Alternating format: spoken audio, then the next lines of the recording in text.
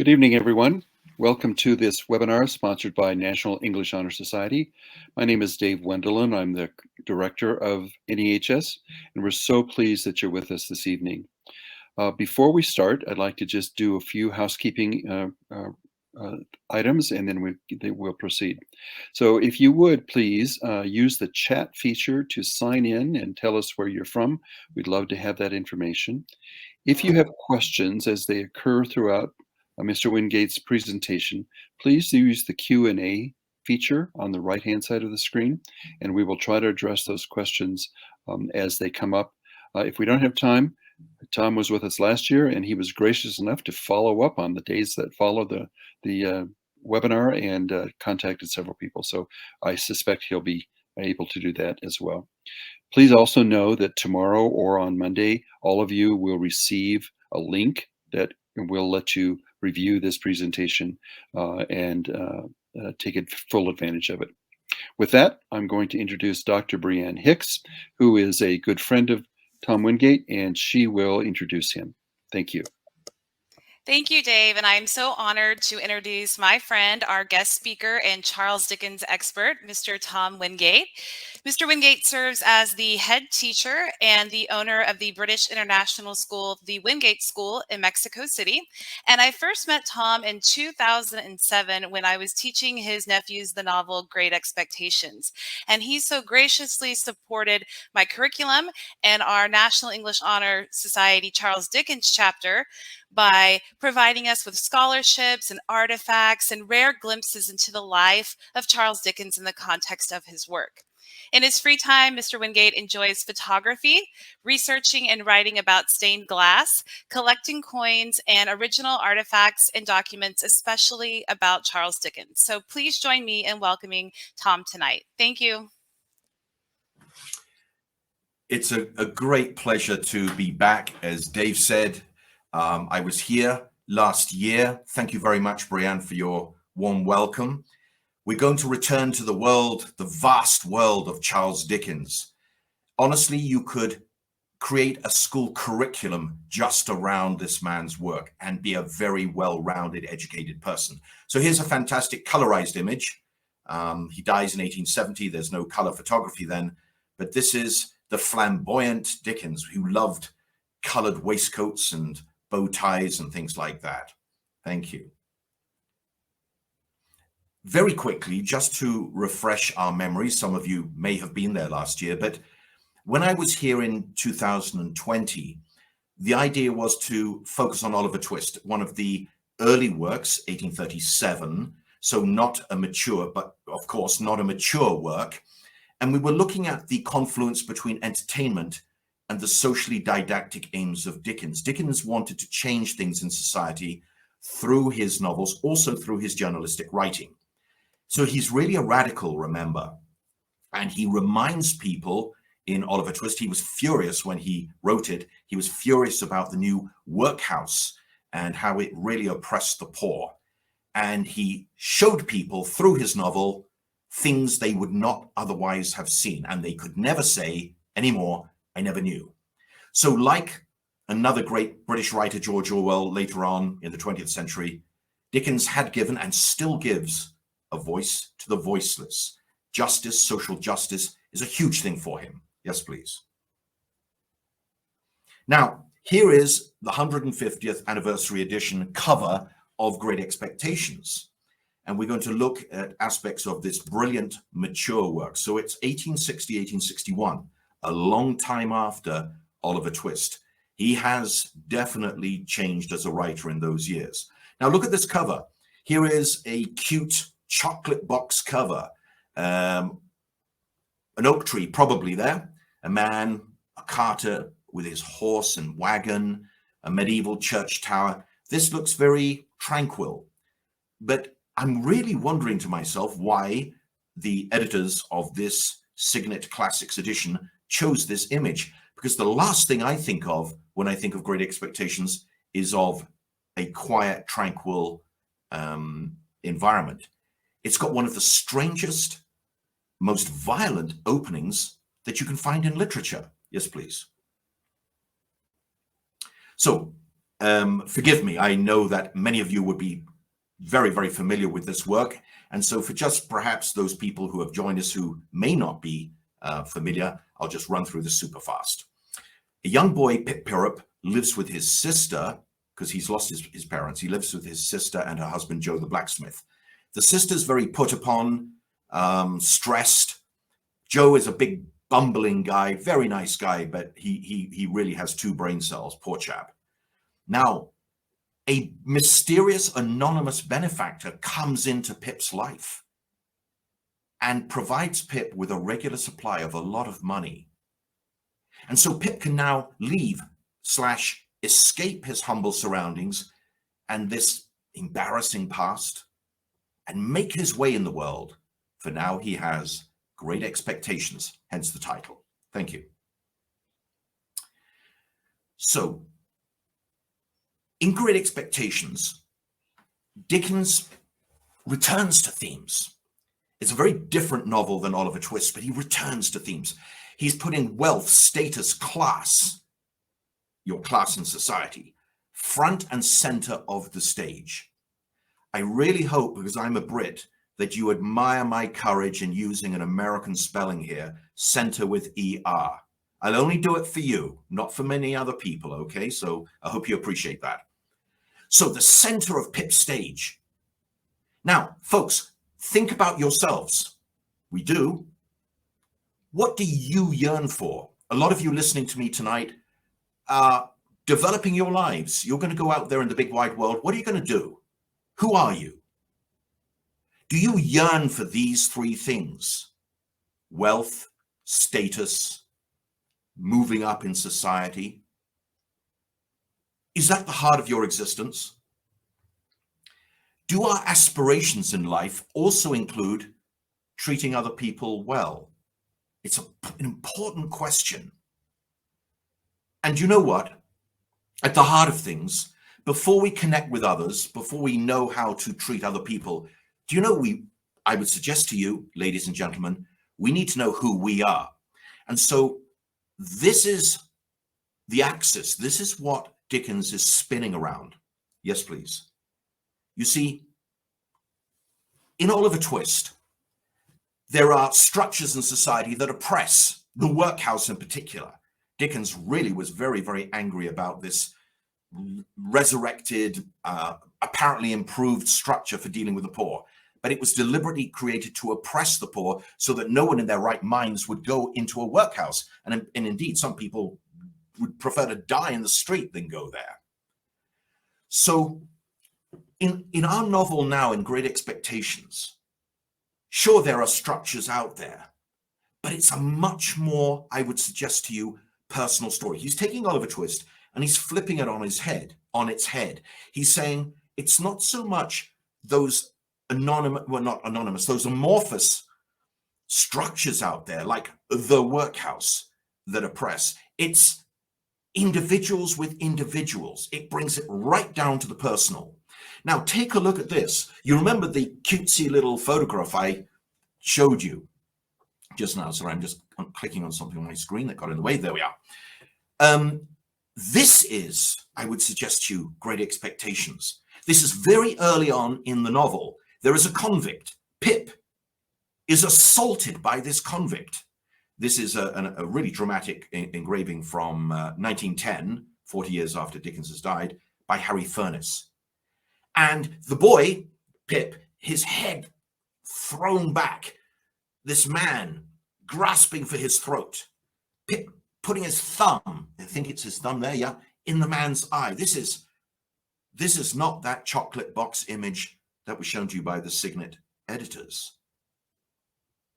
And it reminds me of your great American filmmaker. You know, in Metro-Goldwyn-Mayer, from the golden age of Hollywood, he used to say to his scriptwriters, start with a climax and build up from there. And I think this is what Dickens has done in Great Expectations. He starts in this most dramatic way and builds on from there. Remarkable. Yes, please. So, the literary ingredients. We have a cake. All books are cakes. And we put in the flour and the egg and the salt and all that. And what you find in this novel are a lot of pairs.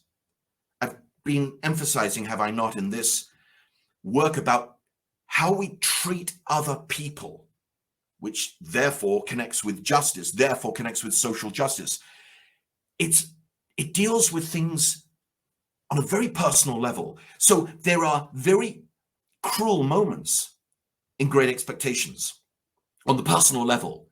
Psychological cruelty, not just physical cruelty, like you saw with the convict and Pip bent over a gravestone just a moment ago. Characters like Magwitch, Orlick, nasty piece of work, Miss Havisham, so strange, and Estella, the love interest. Estella and Pip, Pip and Joe.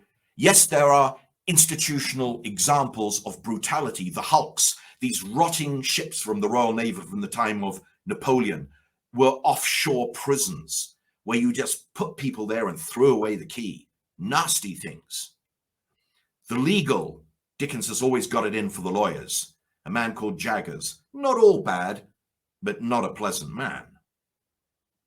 Broken promises, greed, snobbery, seeking social status. Now, if Dickens threw all that negativity at you and he didn't give you a counterweight, it wouldn't be such a great novel. You have to balance things, don't you? And so there is generosity. There is generosity. There is medication for the nasty things in the novel. And you've got some wonderful characters. Biddy, in society, a nobody. In life, a titan. A really beautiful person. Joe, the blacksmith, he's so sweet with Pip, and he's so harmed, I would suggest, by Pip, but he's the better man. Genuine friendships. There's a lovely friendship that Pip develops with a guy called Herbert. There's a lovely relationship between a guy called Wemmick, he works for Jaggers, and his father. He calls him the Aged. I wish my father was still around so I could go into the house and shout out through the door, "Where is the Aged?" I wish I'd done that. I wonder what my dad would have said. And of course, being Dickens, he creates a pot boiler. Lots of mystery in this plot. Who really is who? Disguised people, really. Terrific twists and turns in the plot. We love the entertainment in Dickens. And he's, like Orwell actually, he sugars the pill. The nasty things that he wants us to swallow, he lures us in. He sugars, he coats it with some really tasty glucose. Yes, please. Here's another image, ladies and gentlemen. And you can see straight away, look at that beautiful flowing hair there. Pre-Raphaelite red hair. Wow. Love interest. You've seen the word Estella. And she has a very, very strange love interest with Pip. I know a lot of you know the story, but some of you don't, so I can't throw out spoilers there. But this is a much better cover than the very first one I showed you. Yes, please. So things to take note of, lots of things to take note of. I've referred to how Dickens has matured. He's so much better at getting under a character's skin now. A lot of people have criticized Dickens because he's the master of the caricature, of the surface. But boy, you'd be a rash critic to say that about this work, because you get under the skin of the protagonist. You really are inside the brain cells, and Pip, I have to say, has many more brain cells than poor old Joe. You get inside his mind and see the turmoil and how he's thinking things through. Psychological depths. Now, Dickens, the third little star down here, Dickens is blending a voyage of self-discovery with numerous illustrations of how mankind treats and mistreats mankind. And if I have a punchline before the end of this presentation, sit back, don't fall off your chair, here it is. Injustice, ladies and gentlemen, then as now, in society, Britain, Mexico, United States, starts with us. When you point at someone, your digit It's pointing at someone, clearly. But look at my hand. Those 3 fingers are pointing back at me. So get yourself in order first. So if I could summarize, how crazy is this? This wonderful work, it's get yourself in order first. That's what this guy, Charles Dickens, is saying. It's a wonderful thesis around which to build a plot and many characters, but you can reduce and reduce and reduce, and you boil it down to that. It's like your schools. You'll have a school motto, and it's supposed to represent the entirety, the complexity of your school or your college. In my case, strive, learn, and serve. In your case, what is it? Yes, please. Do you recognize this photograph, ladies and gentlemen? Am I looking in the mirror when I see this? I was at the Formula One races in Mexico City the other day. Checo Perez came in 3rd. The nation went crazy. It was like he came in first. And right by the stand, I was invited by a very nice guy who gave me my ticket. A girl appeared in the lane next to me. The cars were whizzing around. The action was down there on the circuit. She put up a tripod, put a really fancy phone, I wish I owned a phone like that, on the tripod, and started jiving around in front of this with all these cars racing behind her. She was the center of the universe.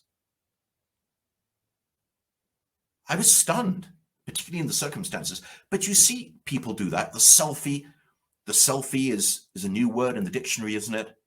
And I think this photograph tells you a lot about what Charles Dickens is trying to do in Great Expectations. Way before the telephone, of course. There's the cell phone. This is very much Pip Pirrip you're looking at here. He wants to be great. But when you want to be great, and there's nothing wrong in wanting to be great, but you've got to earn it. Print money into the economy, you get inflation. You've got to earn it. So I think this is a very telling image. If you recognize yourself in this photograph, may I humbly suggest, quickly do something about it. You don't want to be this photograph. Yes, please. So lots of one-to-one relationships then, present in Great Expectations. I don't need to read all these through. Mr. Wendelin has told you that you can mull over things later on, but Pip and the convict is a central axis. Well, axis has to be central, doesn't it? Excuse me. Pip and Estella. Jaggers and his criminal clients. Lots of pairings. And I thought this was quite clever, so I put it in. Because you've got to try and look clever when you are in front of the NEHS. You know that, don't you? Look at the last line. One-to-one relationships. Pip, the developing Pip, young Pip, the developing Pip, and the new Pip. Pip talks to himself. Pip, like that gentleman, that young man there with all those phones, he has lots of conversations with himself. And some are good, and some are decidedly not good. The narcissistic conversations are not good. Yes, please. This is one of the most incredible creations in literature, I would suggest to you, Miss Havisham. Young Pip, in the beginning of the story, he's invited, really he's told to go, to visit this lady. Now, there's a big debate about how old this lady is. She's Miss Havisham. In this picture, she looks actually quite elegant and middle-aged, but you'll get some pictures showing her quite craggy and lined and awful. Ladies and gentlemen, I knew this lady. And you're thinking, he's that old? Well, steady on, steady on. I knew a lady like Miss Havisham. In my hometown of the south of London, when I was a little boy, there was a lady who had an experience in her real life very much like Miss Havisham, a tremendous shock. And the lady I knew walked the streets in the same clothes that she'd worn before World War I. She was locked into, frozen in time, in the Edwardian era, I've done the calculations. I'm not very good at maths, but she probably was born around 1895, this lady I knew. I didn't speak to her much. She'd greet you. She had a big Edwardian big hat on, and her shoes were old and cracked leather that had been resoled and resoled and resoled. I mean, you know, underneath when the holes appeared. And she'd experienced a tremendous shock, and it fractured her brain. And there's something of that in this character here. She lives in the dark with some candles, with cobwebs. And Pip is totally fooled by this woman. And this woman works very closely with Estella. Yes? Wonderful creation. So the message, I think there are always things, big takeaways, yes, that we get from great literature. And I hope I'm really underscoring this for you. But justice that I talked about with Oliver Twist last year, social justice, treating people well, really does boil down to our one-to-one relationships. And then those accumulate. Atoms form molecules. Molecules form da-dum, da-dum, da-dum, you know? When you look at all the strands, for instance, in DNA, how they just go bigger and bigger and bigger and bigger. So there's really no such thing as society, but there is a society created by the accumulation, the accretion of individuals. So Dickens is saying, don't brush off your responsibilities towards others onto these amorphous political and other constructs. I've talked to you earlier on about these hulks, these prison ships. Crime, criminality is again very much part of the matter, the clay that makes this pot. There's a lot of that, and not just with Jaggers, the lawyer. So we put these magnificent creations in Great Expectations together to create a feel of this society. And Dickens is very hot on, in this particular novel, on your responsibilities. He's looking at Pip, and do you know what? He's also looking at himself. When he wrote, if you go to his house in Gad's Hill, which is outside Rochester, there's a bay window there, and his desk looked over a garden. Very nice. Between the windows are some long vertical mirrors.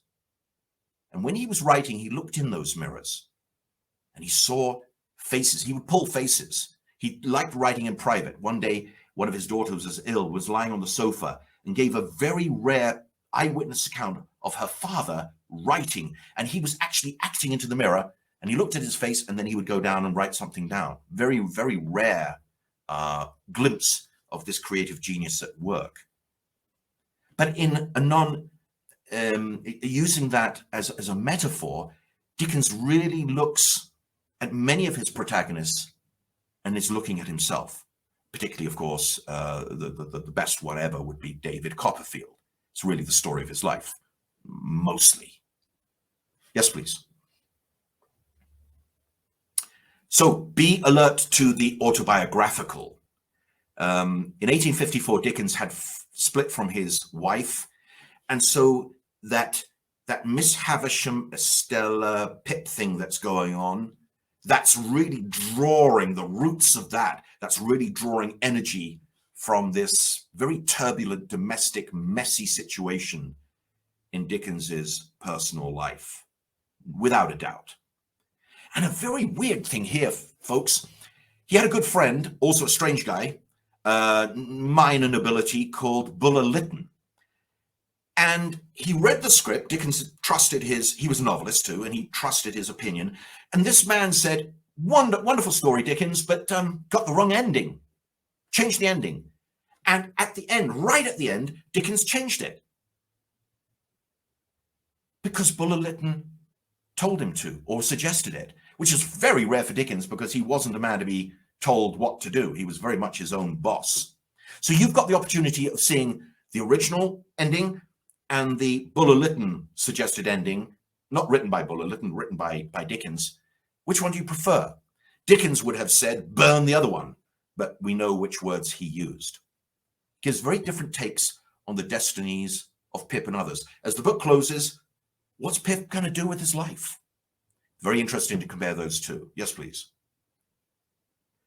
Very interesting little glimpse in here to the legal part. Look at Pip all dressed up. This is a boy who had worked for a blacksmith. Look, he's got a fancy cloak on.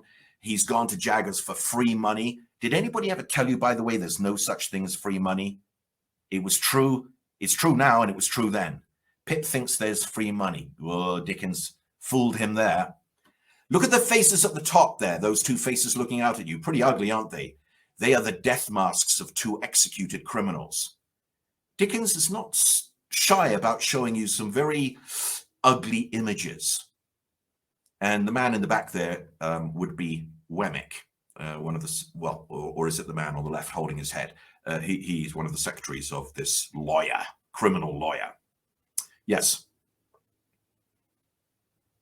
And useful references. I'm very, very pro this man, Professor Philip Collins, now deceased. I did know him at the end of his life. He was the professor of my professor. He worked at the University of Leicester, wonderful man. And I've now got in my collection some of Philip Collins's books. I'm very proud of that. Another book you might want to read is Dickens and Crime, also by Professor Collins. Never go into an NEHS talk without having consulted the Oxford Reader's Companion to Dickens. It's almost like a Dickens Bible, really. It talks about all sorts of things in Dickens's life. And this time I was quite impressed by John Lucas, Charles Dickens and the Major Novels, from a series called The Penguin Critical Studies. So that's what I have to share with you, ladies and gentlemen. I hope it's been enjoyable. Here's another cover. I think this shows you how a young man is going out into the world. He's about to approach London with his top hat and his case. I don't know where he bought his top hat outside London, but there is Pip ready to launch himself on the world. So I hope that was fun for you. It was great fun for me. I'm very, very happy to have been invited back by Mr. Wendelin and my good friend Brian, Dr. Brian Hicks. And wherever you are in the United States, I hope you're as warm as we are here in Mexico today. It's been a pretty hot day. So my very best, the season's greetings to you from me. And give yourself, if I may close with this, give yourself the best Christmas present. Remember to read A Christmas Carol around Christmas. It's the best thing you can do. Okay? Thank you very much. Thank you, Tom. Thank you so much for that. We have a couple of minutes. If you, I haven't seen any questions come up yet, but if you do have questions, please go ahead and pose those in the Q&A section, and we'll see if Tom can respond to those. I don't know about anybody else, but having taught for many, many years and having taught Great Expectations for many of those years, even today, I've learned things that I never knew before about Dickens and about this particular novel. So I appreciate it so much. It's a great learning experience for me, and I hope it has been for you. If you haven't read it, highly recommend it. If you have read it, read it again. And I think the whole point of our asking Tom to come back is trying to, we understand that Great Expectations is part of the canon, but there are some people who are saying, oh, why do we continue to read it? And I think we've come to some understanding about that. So Tom, I don't know if you can see the Q&A, but are there other major, thank you, yes. Major differences that you can see between Dickens' earlier versions and his later works?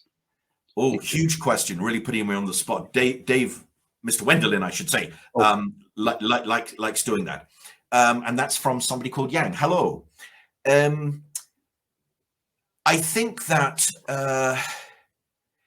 when Dickens was a young man, he really wanted to make a name for himself.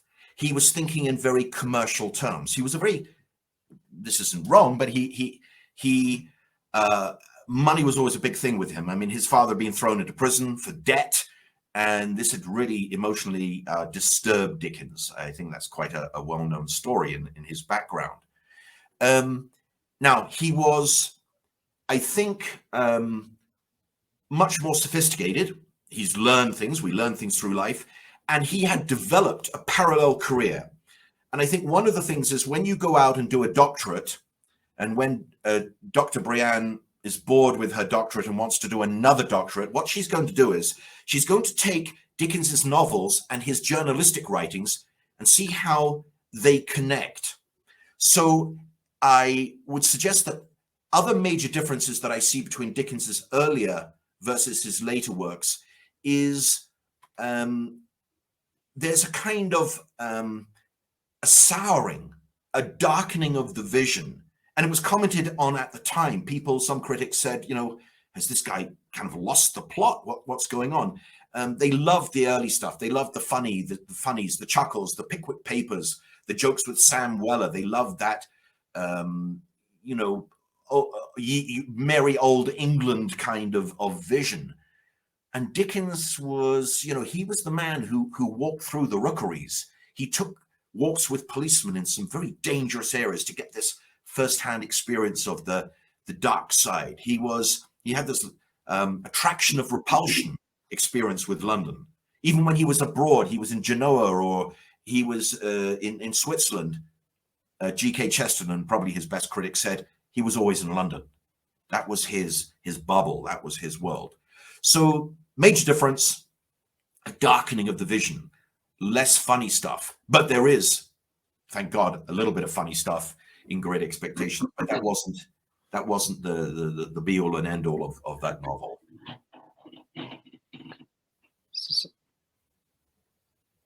Oh, I really dislike that word cancel. We can get a little political here. I'm not necessarily talking about cancel culture. I'll get my fingers burned if I talk about that. But come on, teachers. Of course. Get the range, get the breadth. Compare and contrast. Have modern things, but it's the yin yang, isn't it? It's the comparing of the light and the dark, the chiaroscuro of a painting, a Joseph Wright of Derby painting from the 18th century. Take a look at those wonderful paintings. Joseph Wright of Derby, D-E-R-B-Y. Take a look at them. If I am the last teacher in the world recommending Dickens, teachers are still suggesting and incorporating Dickens into their curriculum.